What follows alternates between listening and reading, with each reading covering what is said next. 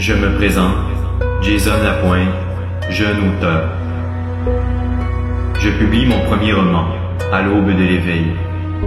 À l'aube de l'éveil, c'est avant tout une œuvre littéraire, un roman initiatique qui sera bientôt sur les marchés pour transformer notre réalité. Mais à l'aube de l'éveil, c'est aussi une page où l'on peut partager tous ensemble notre cheminement spirituel.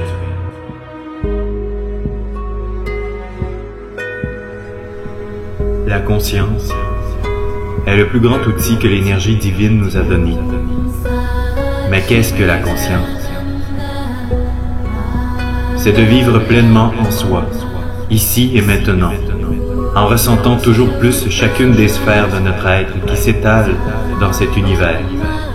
C'est de ressentir au plus profond de notre être qu'on ne fait plus qu'un avec le Créateur, avec la Terre-Mère et avec toute la création. L'unité est la conscience. L'amour est la conscience. L'amour nous unit. Car si l'on n'aime pas ce que nous sommes, si l'on n'aime pas notre vie, on fuit ailleurs, dans notre esprit. Si l'on découvre le véritable amour, alors nous voudrons habiter ce corps, cette vie, et ne plus fuir dans de lointaines pensées. Mais comment y arriver?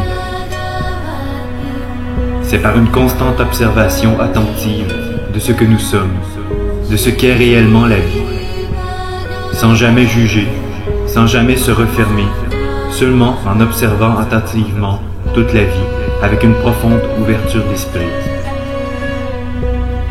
Car si l'on ferme qu'une seule porte dans celui-ci, voilà que certaines vérités pourraient ne pas nous être révélées. Car nous sommes les seuls maîtres de notre réalité. Si nous fermons notre esprit, personne ne pourra l'ouvrir à notre place. Ce combat est celui de toute une vie. C'est le plus grand que l'humanité n'ait jamais connu, mais surtout que le soi affrontera. Plusieurs guerriers de lumière sont déjà venus nous préparer à ce combat.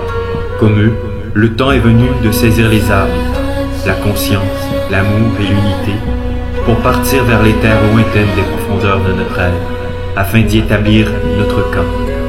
Car à partir de maintenant, nous serons présents, observant attentivement ce qui se passe au-dedans, comme au-dehors.